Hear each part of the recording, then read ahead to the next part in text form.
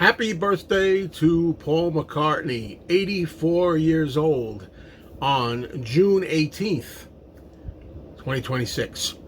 And last year, I think it was, I ranked all of Paul's albums from my least favorite to most favorite. I'm going to do that again specifically because I want to include The Boys of Dungeon Lane, the new album by Paul. I've listened to it at least 20 times. I know it well. And it does have a place in my ranking right now. But when I say that I'm going to do the same as last time, do it again, I'm not going to rank all 20-something albums. And I'll tell you why. Okay, because I count 28 albums here. Now, I could be off. But the albums I have in my list here are 28 albums by Paul, not counting live albums, not counting the classical albums, things like that. Just the basic studio albums. And 28 albums. And I have 10 albums that I would call the top tier. I have another 10 albums that I would call middle tier. And I have 8 albums which are the lower level, Paul. The Boys of Dungeon Lane, for me, is in my top 10. Already, it's in my top 10. Now, remember, a lot of people say it's too soon, not enough time has passed. You have to wait a series of years. You got to wait a year. You got to wait 5 years, 10, 20 years before you are able to decide where an album is placed. Look, I'm going to do it how I feel now. This is how I feel today in June, okay, of the year 2026, with the album only out a few weeks and having listened to it a number of times. So it's in my top 10, therefore I'm only going to rank the top 10. And as I start here, keep in mind, this is just my opinion, and these are albums that I prefer in a way. You know, these are not best. Best is not always favorite. If I was going to rank them in order of what's technically the best record, this might be a very different list. So let's go without further ado. Bringing up the rear for number 10, the top 10 Paul albums for me, is Chaos and Creation in the Backyard. Now, a lot of people are going to say that's ranked too low. I really respect this album. I respect it because Paul really got deep with this album, serious. He was very vulnerable. He talked about his feelings. He let it all hang out.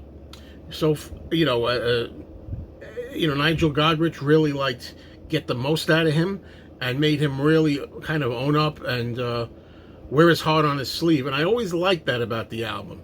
But there are 9 albums that I like better than this, and I'll talk about it as I go along, okay?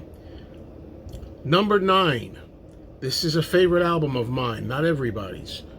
It's a 1979 album by Wings, Back to the Egg, the last Wings album. For me, this is a terrific return to roots, getting back to the egg, doing a lot of rock, heavy rock, stuff like So Glad to See You Here, Spin It On, Old Siam Sir, To You, and the Rockestra theme. I mean, I love other songs too on here.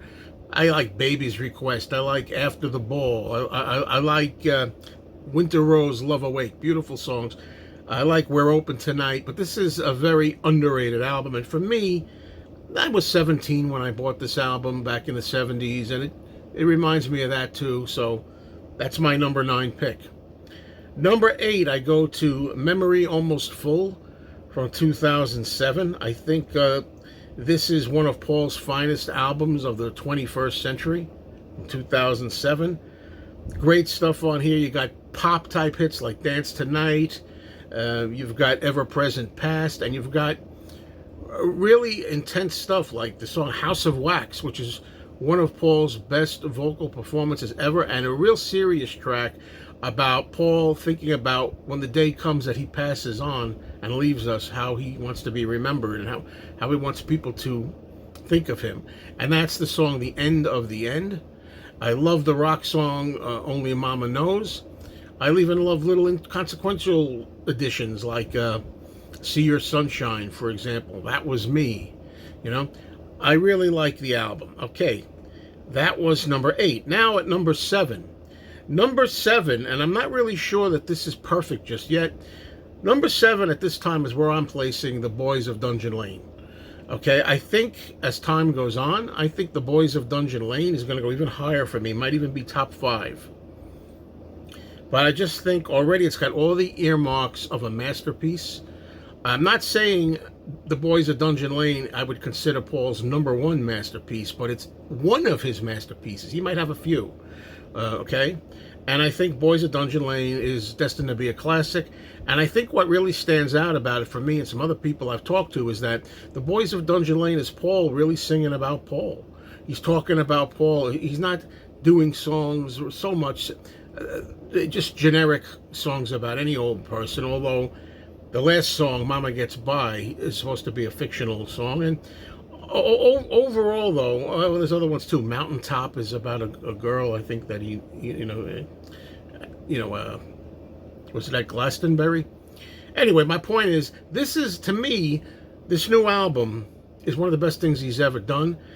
It's one of the rare times where every single song on the album I like, There are other albums that I put above this album, but I don't necessarily like every song on those albums. This one I do. To me, there's no song I dislike on it. And I just think it's hard to put it in short words just for this video, but I really think Paul is commenting on himself and his life, looking back. It's a lot like Chaos and Creation in the Backyard in that regard, but I give it the nod over Chaos. I now prefer Boys of Dungeon Lane to Chaos. And the reason for that is because I figure it's got the introspection and personal touch that Chaos has, only has a lot more fun, a little more joy, a little more fun, a little more pop, a little more rock here and there. It's less of a serious album and more enjoyable to listen to. So that's where I put it now. Now, this next album I've always loved since it came out. It's the 2013 album, New. And New is at #6. Now, as I prepared this video and list, I could have flopped these two around, switched them, flipped them, okay? It's possible I could flip these anytime. I'm not really sure, but I love New. I like the freshness of it. I like the fact that it feels like what it should feel when you're having a new life and a new love. It just is a kind of, for the most part, upbeat, exciting, fresh-sounding album, even still. And I like there's different sounds on here because of different producers. I like the album. Okay, now that was #6, New, right? That was #6.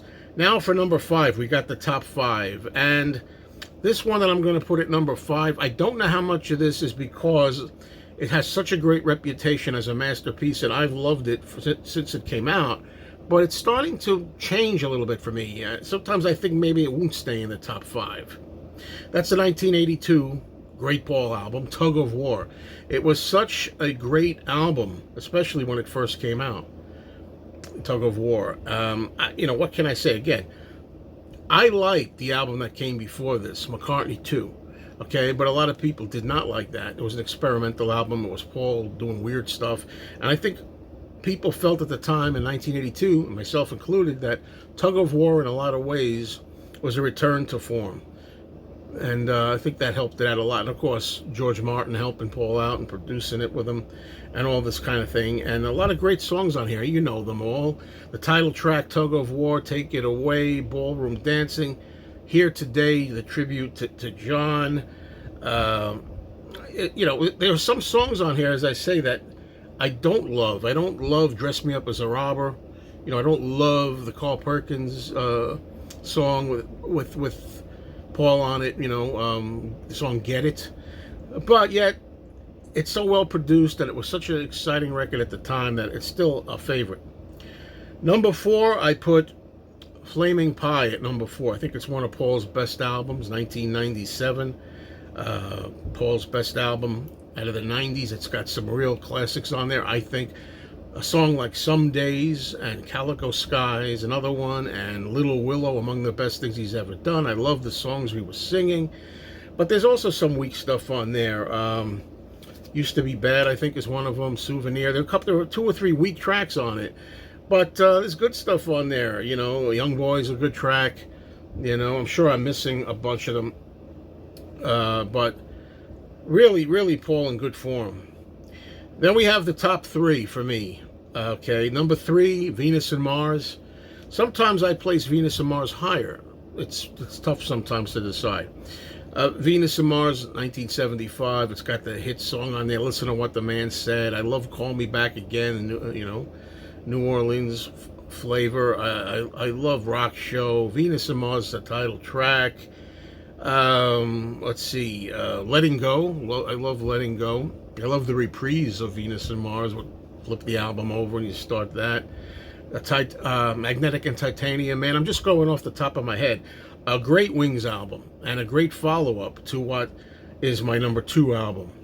And number 2 is Band on the Run. Now, a lot of times, I've almost instinctively placed Band on the Run much lower on the list. I think because of fatigue factor. Everybody says, oh, Band on the Run, Band on the Run, Band on the... We've talked about Band on the Run till the title track is coming out of your ears, right? But Band on the Run is one of his best albums. And I really believe Band on the Run is when he really made it. I really think, even with his other early 70s albums, he didn't really make it to where he was now truly a great solo artist until he hit pay dirt, so to speak, with Band on the Run. I love the song Jet. If I'm fortunate enough to be in my car with the window rolled down and it comes on the radio, I love it. The breeze going in to my hair of 1,000 laces. Right? I love that song. I love 1985. Oh man, I'm going on and on here. But not every track. I've never been a big fan of Picasso's Last Words. I'm not a big fan of No Words. I don't mind Mamunia, but you see already here, this is a situation where I consider this a better album somehow right now than The Boys of Dungeon Lane, although every song on Dungeon Lane I like, whereas maybe not every song on Band on the Run yet. By the same token, the strong ones are really strong. You know what I mean? Let Me Roll It is another one. Mrs. Vanderbilt. Okay, and number 1 is still, I'm sorry, it's not really very different, the Ram album from 1971. That's a great album to me all the way through. Much like Boys of Dungeon Lane, every song on Ram is a winner. It's an album that at first didn't get a lot of love back when it was released. Now almost everybody, not everybody, nothing's 100%, but almost everybody, all the Paul fans, list Ram as their very favorite, or if not the favorite, at least one of them, and it's still number 1 for me. And that's it. So I want to say, I was happy to do this because I wanted to place Boys of Dungeon Lane in there at number 7. Right now I'm looking at my list. It could be number 6 or 7, but I'm putting it 7 today. And maybe a year from now it'll be in the top 5, or 2 years from now, because it has what it takes. It is an exceptional album, The Boys of Dungeon Lane. It's just it's Paul doing a little bit of everything. You got rock on there. You got old show tunes type stuff. You've got serious stuff talking about his parents. You've got fun and Beatlesque sounds with Ringo.